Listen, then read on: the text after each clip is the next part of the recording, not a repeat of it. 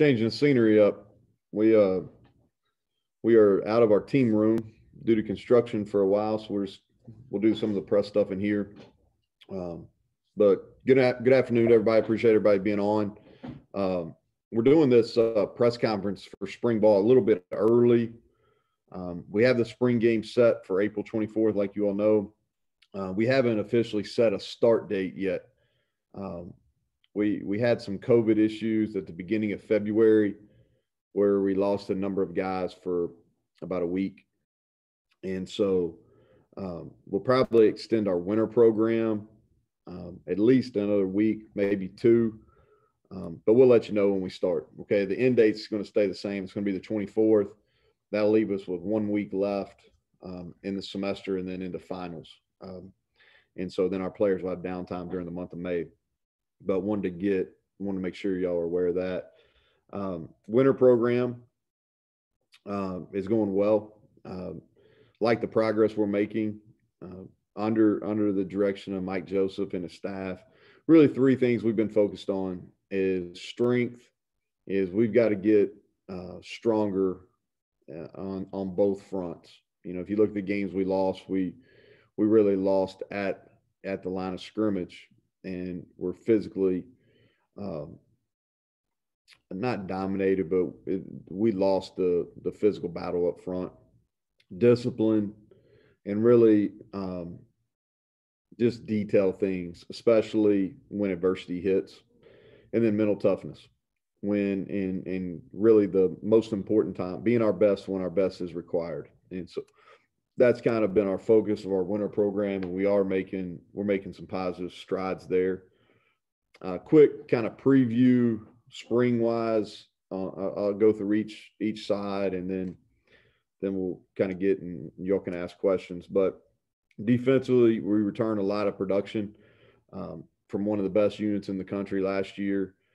You know, the focus for our spring defensively we got to figure out how to get our best players on the field at the same time. Really going to push some growth for some guys, you know, and I'll give you an example like Akeem Messidor had a really good freshman year. We really need to get him where he can play both inside and outside.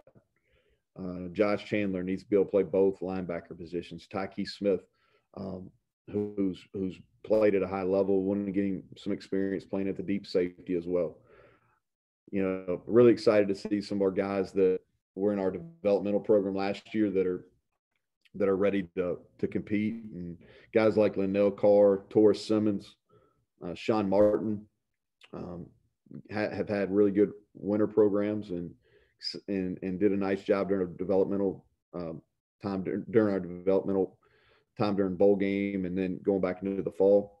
James Thomas, and then the two guys I think are ready to make a jump are Jackie Matthews and Daryl Porter, which is at a position in need. So excited to see those guys perform. Offensively, we returned a lot of our production.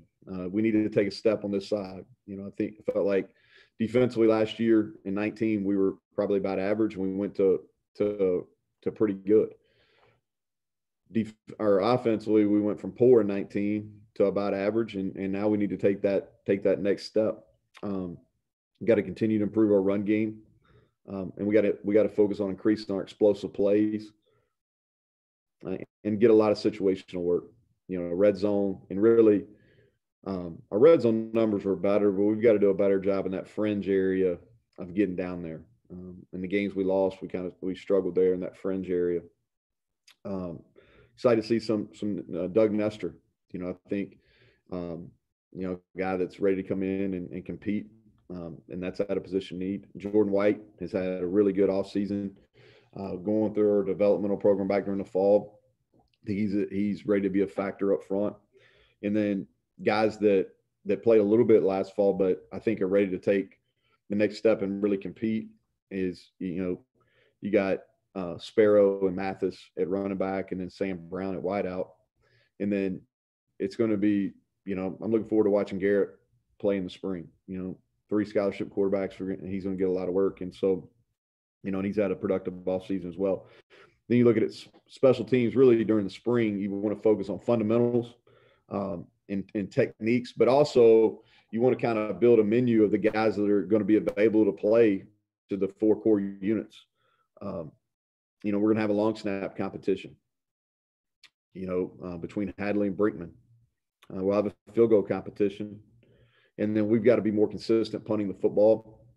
And then the last thing is we've got to get more production from our returners, kickoff return and punt return. That's a huge point of emphasis for us this spring, to be more productive at that returner position. I felt like we blocked pretty well at the kickoff return last year. We've got to be more productive returning it.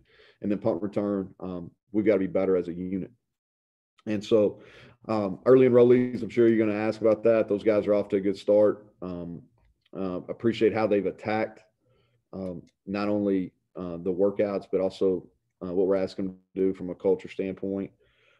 Excited about the new staff additions. I know that y'all have got to visit with AJ and Shadon, and really, proud to have them be a part of our program. I think they're going to be both great additions, not only I think in all phases, from recruiting to on-field development. And I think they really fit in what we're trying to do as far as develop our guys as well. And so before I wrap it up here, Monty and I are going to work to try to get you guys some access in the spring. We'll have to be creative, with COVID protocols and those things, but we're gonna figure out how to make that happen and do it in a safe manner. So with that, I'll open it up for questions. So Grant. All right. First question from Coach Hunter. Go ahead, Greg. So Neal, in terms of the new coaches, as you said, we got a chance to talk to him. You addressed that. Not to get him fired, but Shadon was talking about you guys competing in high school and how you guys went at it, and you were a smack talker, I guess. So you want to respond? I don't. It's been so long ago. I can't even remember. I do know that we won our share. How about that? We won. It's funny how just life kind of goes full circle. And Shadon and I played against each other in high school in all 3 sports. He was a 3-sport guy too, and we competed and competed hard, and always respected how he went about his business as a player. Kind of a blue collar guy, and then one of the things that really drew me to Shadon was just I like these guys that really work their way up, and you're talking about a guy that played at the NAIA level, coached that level, then was in high school, and then slowly but made his way up and made his way up in college football. In 2 systems that I have a lot of respect for. He worked at Wofford and at Louisville with a group that we really think highly of defensively. Those guys, we played against them when I was at Troy and they were at App. And those guys, it was the same system. And Nate Woody kind of was the architect of that. He's a defense coordinator at Army. And so competed against, obviously Army in the bowl game, but, for 4 years at Troy there. And then Shadon has that system that's very similar to us, and they've had a lot of defensive success as well. And then working for Mike McIntyre at Colorado, who I have a lot of respect for, not only as a head coach, but as a defensive mind as well. Jeff Coons worked for Mike as well. So, it has, and he's going to be a great addition. I think some of his knowledge and recruiting experience has already started to help us. All right, next question from John. Go ahead, John. I'm just curious now, you've had some time to self-scout after the bowl game and look at what you did. Give me a thing or two that you thought, yeah, we did this a little better than I really thought we did at the time. And then maybe a thing or two that you said, maybe we didn't do it as well as we thought we did. I think that so I think we tackled better maybe than I had a feel for. That's something that jumps out. We worked that a bunch. Our ball security, you tend as a coach to remember the bad, but I thought we did a really good job of not necessarily losing games offensively by throwing interceptions or putting the ball on the ground. So those are 2 areas I think we probably did better. as far as what we've got, that we didn't do as good a job. Offensively, I think the first thing is we've got to be better in one-on-one situations. We didn't win outside of Letty. We didn't win enough in those one-on-one situations, whether breaking tackles, making people miss. That's something that we've gotten in, and that's where a lot of your explosive plays come from. And I think that's one of the reasons why our explosives weren't as high as they need to be. Defensively, I think that our pass rush, it needs to be better. I think if you look at it, I think AJ will definitely help us in that regard.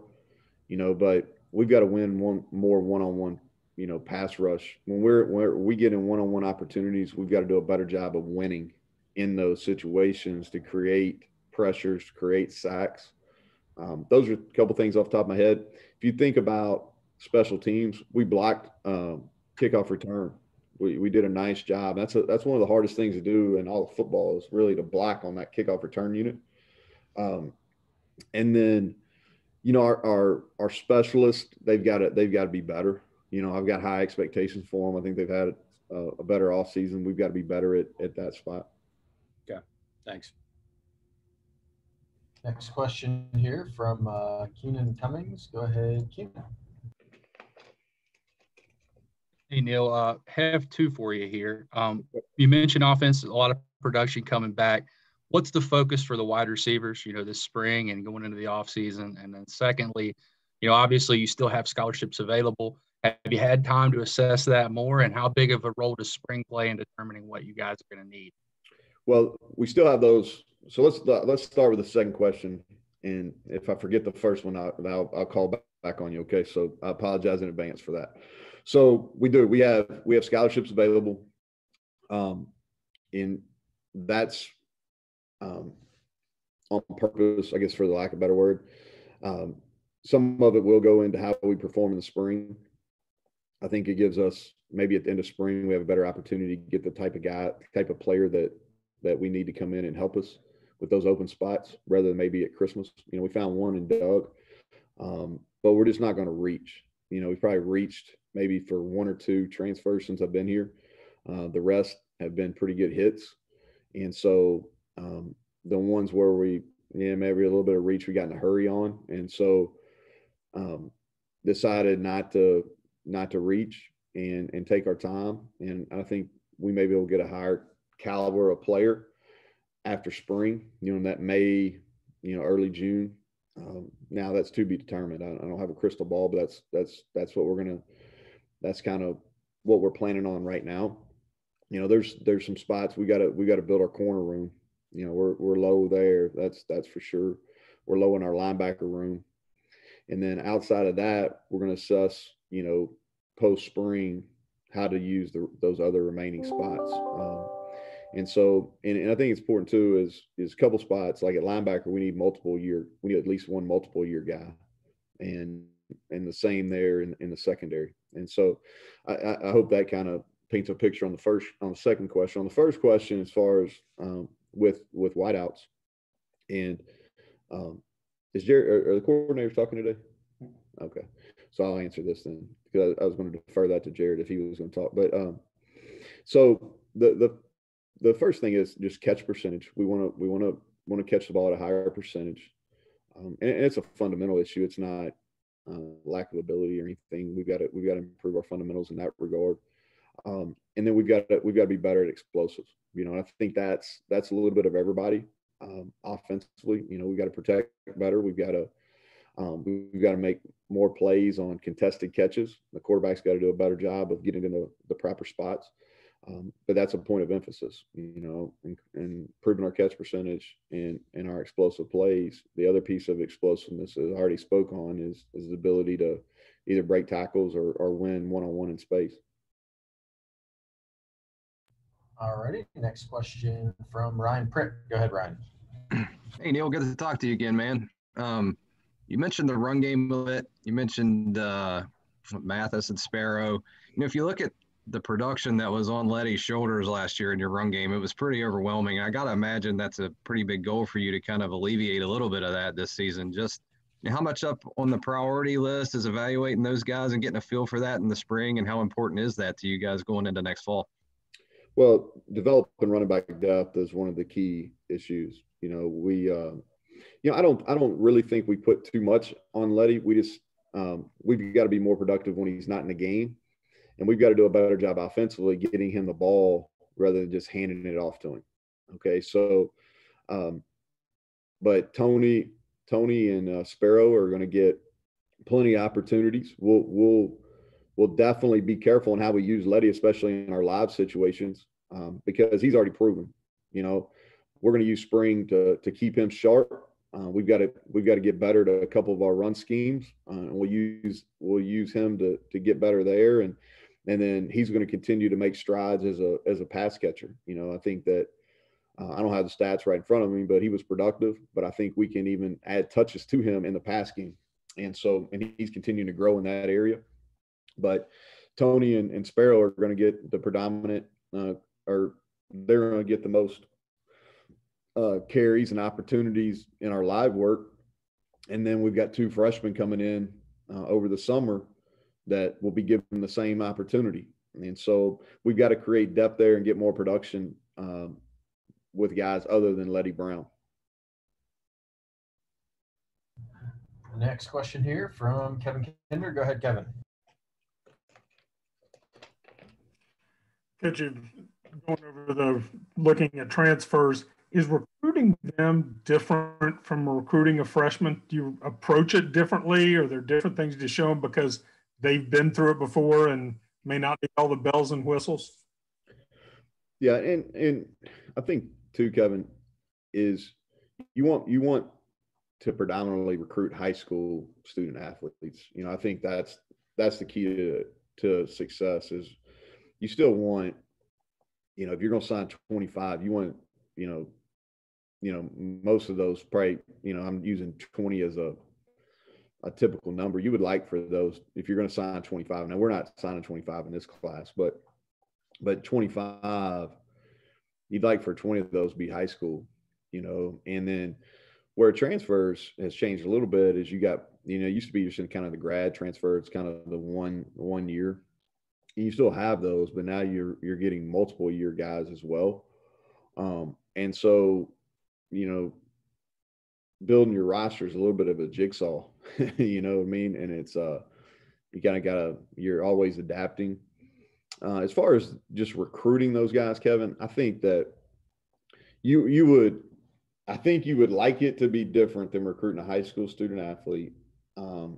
If the guy has, played and kind of is toward the back end of his career, if that makes sense, maybe a 1 or 2 year guy.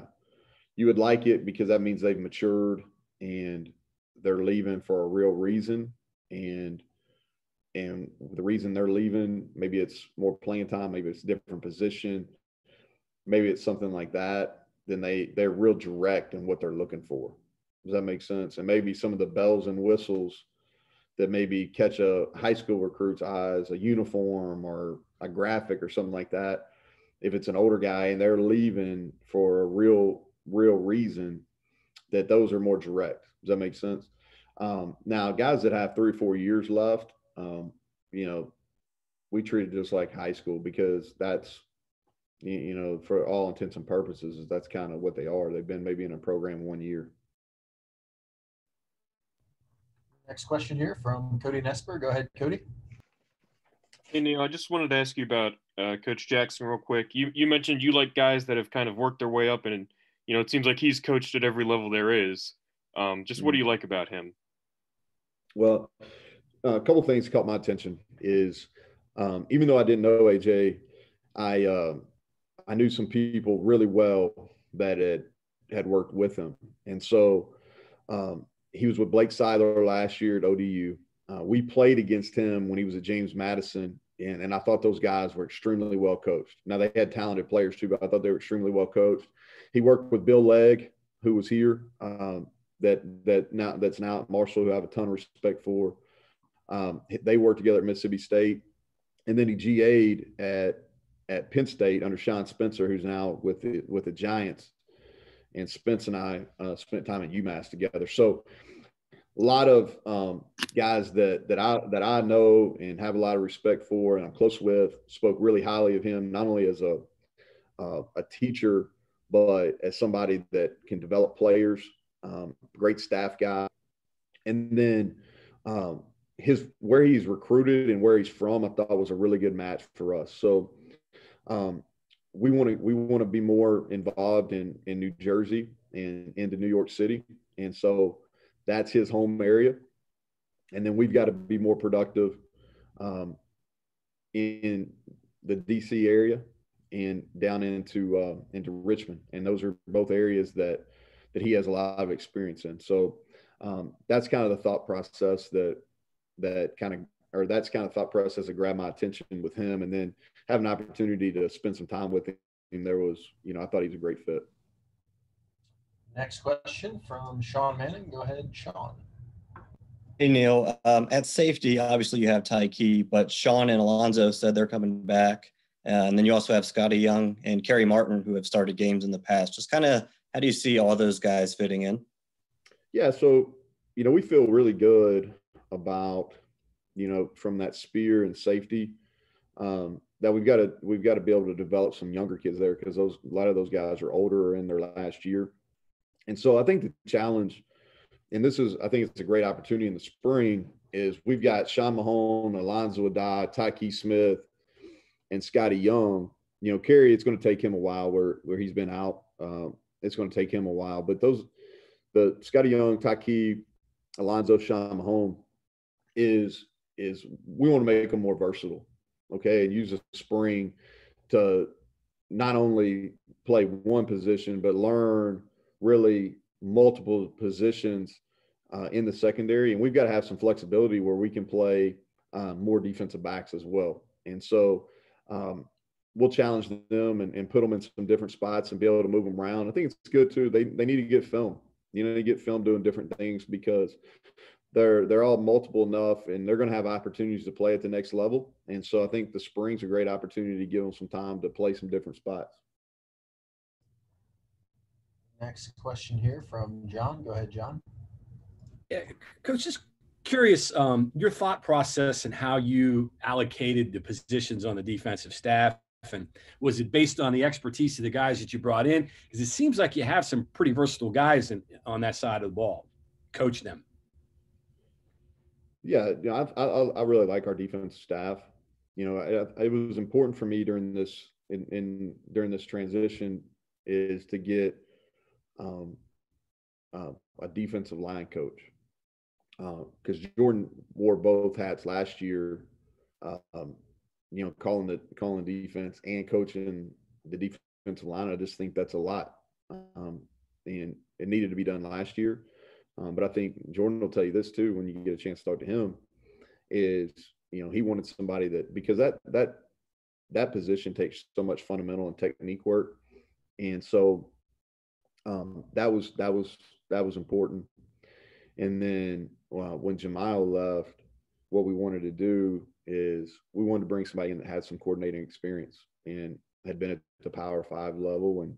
And we were fortunate that Shadon joined us. And if you look at it, and everybody on our defense has gotten Dante's been a coordinator in the past. Jeff Coons has coordinated in the past and called defense. Jordan, Shadon, and so AJ is the only one that hasn't been in that role. So there is a lot of versatility on that side of the ball, and what that does is it allows for really good discussion, and that's what you want. Next question here from Mike Kazaza. Mike, go ahead. Hey, Neal, good to see you. Mike, how you doing? I'm doing good, thank you. I've just kind of a two-pronged question on quarterbacks, if you don't mind. Yep.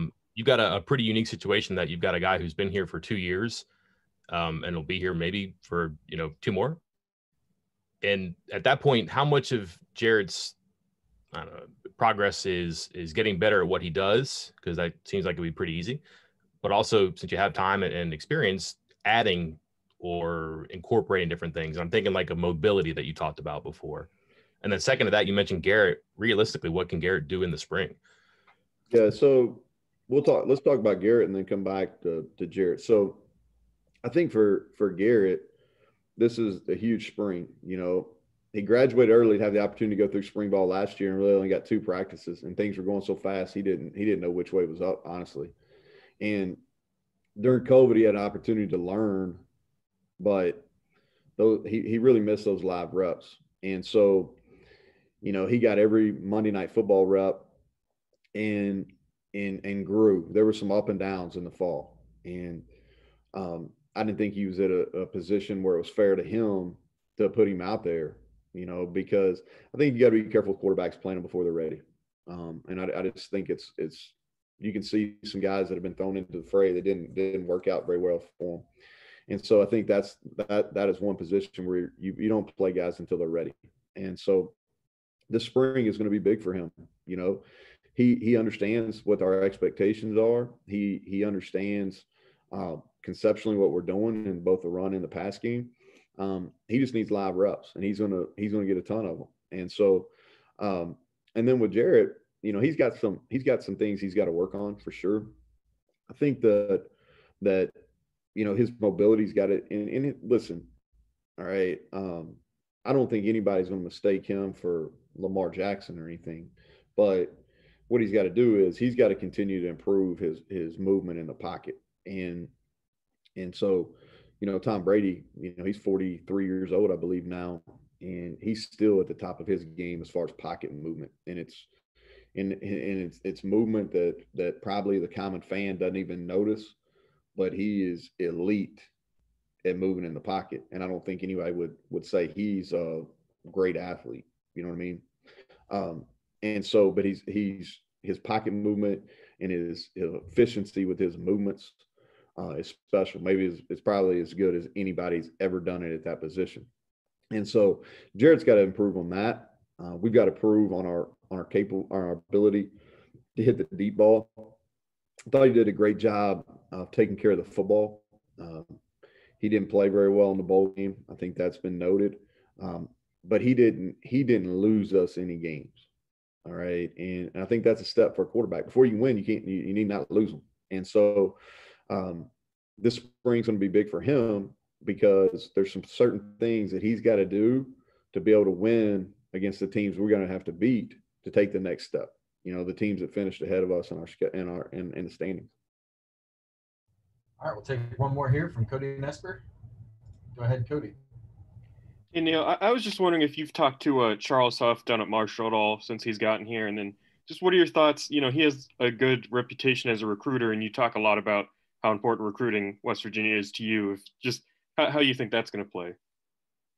So, I don't know Coach Huff. We haven't talked.